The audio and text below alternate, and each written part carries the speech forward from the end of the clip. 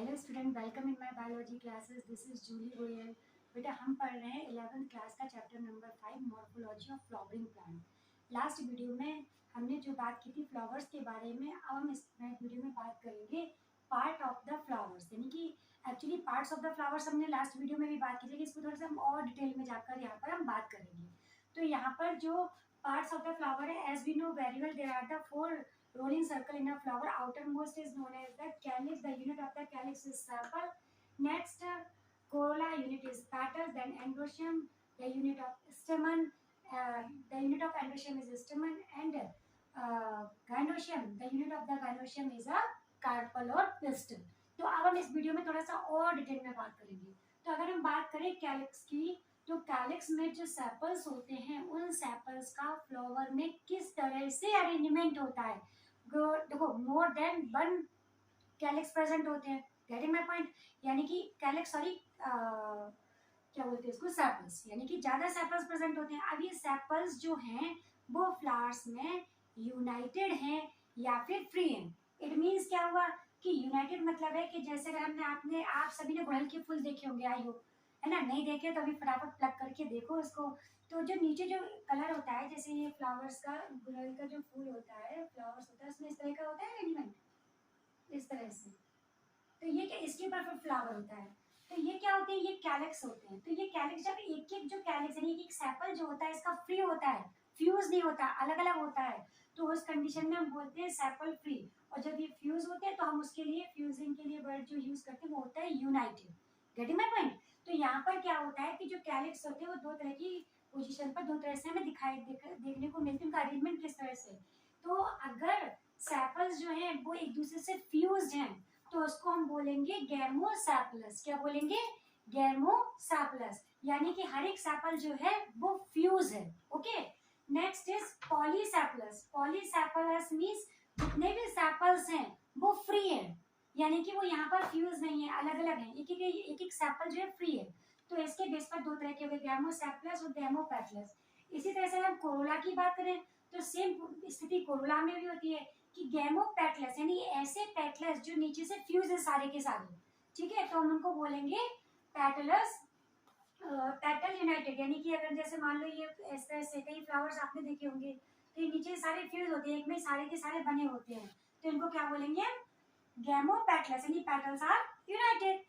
और अगर वो सारे के सारे पेटल्स अलग है, आपने फ्लावर में देखा होगा कुछ फ्लावर्स इस तरह से होते हैं, तो वो सारे के सारे पेटल्स यूनाइटेड नहीं है, सारे के सारे एक दूसरे से अलग है। तो इस कंडीशन को क्या बोलते हैं? Petals are free in the polypetalous condition. Getting my point? Now third is androecium. What are the androecium? We know very well androecium. Androecium is a male reproductive part of the flower. और unit इसकी क्या होती है बेटा? इसकी unit होती है stamen. तो अब इसमें भी दो तरह की कंडीशन देखने को मिलती है। एक तो होती है एपीपेटलस कंडीशन। एपी मतलब होता है कि जब किसी चीज के ऊपर कोई चीज अटैच हो, तो एपीपेटलस, पेटल मतलब पेटल्स, ओके, पेटलस मतलब पेटल्स, और एपी मतलब ऊपर, यानी कि जब एंड्रोशियम पेटल्स के ऊपर अरेंज हो, पेटल्स के ऊपर अरेंज हो, पेटल से ही ग्रो कर रहे हो। जैसे मान लो मैंने बोला ये है, तो इसमें जो एंड्रोशियम है वो सीधे के सीधे इसी पर लगे हो, आ रही बस समझ में, ये जो पेटल्स के ऊपर है इस तरह से अरेंज हो। तो ऐसी कंडीशन, यानी कि जब एंड्रोशियम यानी स्टैमेन जो होता है वो पेटल्स के ऊपर ग्रो कर रहे हैं, तो इसको क्या बोलते हैं? Epipetalous condition. When stamens are attached to the petals, that is androecium. The example of this, that is brinjal, बैगन में देखने को मिलता है। ऐसे ही एपीफाइलस। एपीफाइलस मींस क्या हुआ? फाइलस मीन्स हुआ, वैसे तो फाइलस जैसे फिल वर्ड आ जाता है तो वो लीव्स को रिप्रेजेंट करता है, लेकिन यहाँ पर लीव्स से मतलब नहीं है। ये ना, जब एंड्रोशियम यानी कि जब जो स्टेमन होता है वो पेरियांथ के ऊपर अटैच होता है। Perianth, you know very well, when the calyx and corolla are not distinguished, यानी कि जब कैलिक्स और कोरोला दोनों आपस में फ्यूज होते हैं उसको पेरियांथ बोलते हैं। और याद करो इसकी यूनिट क्या थी? टेपल्स। ओके। तो जब पेरियांथ के ऊपर एंड्रोशियम्स यानी कि स्टेमन अरेंज होते हैं, उससे अटैच होते हैं, तो ऐसी कंडीशन को हम क्या बोलते हैं?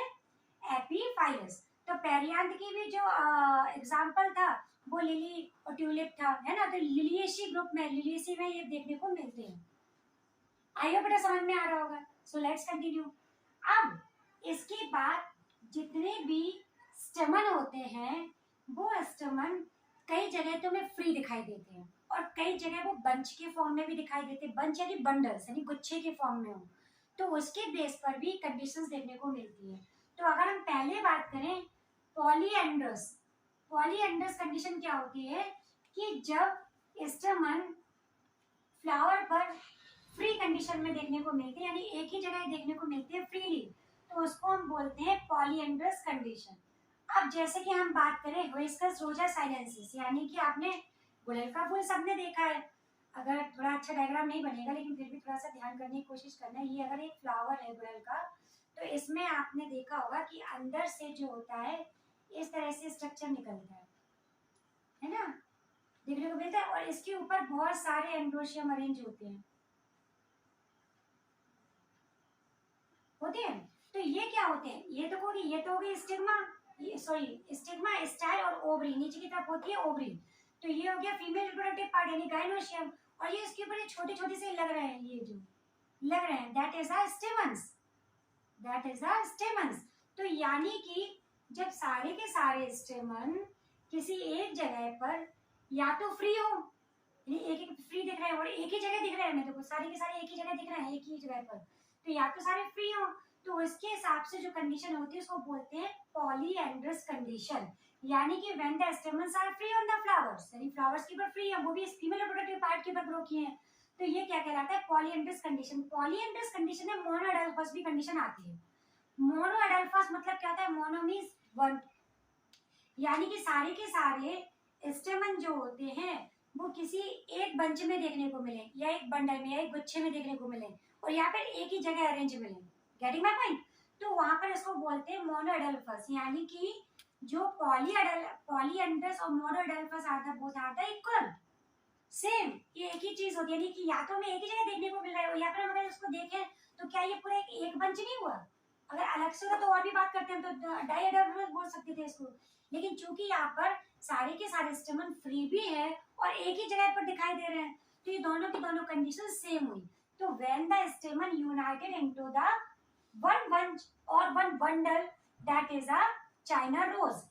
एक्चुअली चाइना रोज का जो बॉटनिकल नेम है वो होता है हिबिस्कस, एक्चुअली फुल नेम होता है हिबिस्कस रोजा साइलेंसिस। ओके, तो अभी जो कि आपके एनसीईआरटी में मोस्टली चाइना रोज हिबिस्कस लिखा हुआ आता है, तो इसे इसे कंसिडर कर लेते हैं, समझ लेते हैं इजीली, ठीक है ना। तो ये दोनों चीजें एक ही हो गई। Got it? Next thing is diadelphous, यानी कि जब स्टेमन्स जो है हमें दो बंच में देखने को मिले, दो बंच में अलग अलग देखने को मिले, तो उसको हम डाइएडल्फस बोलते हैं। लेकिन बंच में होने का अगर मान लो किसी फ्लावर में 6 स्टेमन सपोज, तो उसमें में 5 अलग और एक अलग भी मिल सकता है देखने को, ऐसी कंडीशन भी है क्योंकि बंच अलग अलग हो रहे हैं। Getting my point? भले ही एक बंच में केवल एक ही है, तो ऐसी कंडीशन को हम बोलते हैं डाइएडल्फस कंडीशन। तो diadelphous means when the stamen united into the two bunch, okay, so that condition is known as the diadelphous condition. और इसका जो एग्जांपल है वो पी मटर में देखने को मिलता है। ओके, इसका बॉटनिकल नेम होता है Pisum sativum. Next is polyadelphous. Polyadelphous means यहाँ पर मोर देन 2 बंचेस, यानी कि 2 से ज्यादा बंचेस हमें देखने को मिले, वो पॉलीएडल्फस हो गया। तो इसमें क्या होता है, इसका जो एग्जांपल है वो है सिट्रस। नेक्स्ट इज, अब ये तो हमारा हो गया पूरा का पूरा एंड्रोशियम के ऊपर बात। Next come on the next topic that is gynoecium. As we know very well what is a gynoecium, female reproductive part. So in female reproductive part, the arrangement of the pistil into the two manner. It may be a first manner is apocarpus or another is a syncarpus. Apocarpus और syncarpus, अगर देखो जहाँ पर pistol एक ही एक flower में, तो उसको मोनोकार्पलरी बोलते हैं। क्या बोलते हैं बेटा? Monocarpellary, monocarpellary. और अगर ज्यादा होते तो पॉलीकार्पलरी भी बोलते हैं, और अगर सारे के सारे फ्यूज होते तो सिंकार्पलरी भी बोलते हैं। तो यहाँ पर वही चीज हम इसको स्टडी करने आ रहे हैं कि एपोकार्पस कंडीशन वो होती है जब किसी फ्लावर में मोर देन 1 पिस्टल प्रेजेंट होते हो, पिस्टल या कार्पल दोनों एक ही बात है, प्रेजेंट होते हो, और वो या तो फ्री हो और या फिर फ्यूज हो। फ्री मतलब क्या है कि दोनों दोनों कार्पल दोनों के दोनों अलग हों, ठीक है, और यहाँ पे नीचे से या ऊपर से फ्यूज हो, जिसमें हम डिफ्रेंशिएट नहीं कर पाए कि दो अलग अलग तो है लेकिन फ्यूज है ना। तो एपोकार्पस मीन्स होता है कि जब more than one carpel present into the flower in a free manner, यानी एक दूसरे से फ्यूज नहीं है, वो अलग अलग है, तो उसको हम क्या बोलते हैं, apocarpous condition. The example of these are the lotus and rose, कमल और गुलाब, दो स्पेशल नेम ही तो होते हैं फ्लावर्स में, ये तो इजीली याद हो जाएगा। तो इसमें हमें क्या देखने को मिलता है, एपोकार्पस कंडीशन देखने को मिलती है। Next thing is that syncarpous. Next is सिंकार्पस।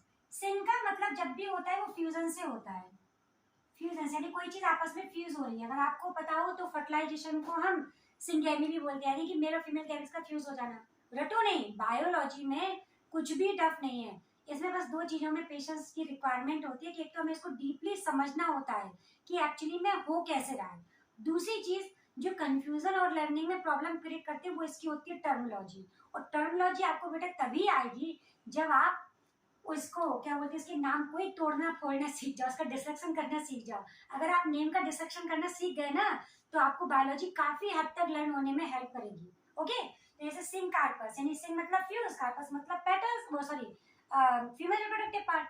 तो जब more than one carpel present होते हैं वो सारे के सारे फ्यूज होते हैं, डिस्टिंग्विश नहीं हो पा रहे कि कितने हैं, ये कितने हैं ये तो पता चला लेकिन वो फ्यूज हो रहे हैं, तो ऐसी कंडीशन क्या बोलते हैं, सिंग कार्पस। तो इसके एग्जांपल्स है बेटा मस्टर्ड और टमाटो, टमाटर में और आपका ये सरसों होता है ना उसमें देखने को मिलता है। आई होप बेटा समझ में आया होगा, ठीक है। तो नेक्स्ट वीडियो में हम बात करेंगे एस्टिवेशन पर, और एक्सटिवेशन के पहले हम बात करेंगे फ्लावर में जो फ्लोरल पार्ट होते हैं थैलेमस के ऊपर उनकी अरेंजमेंट कैसे होती है। Okay, so thank you.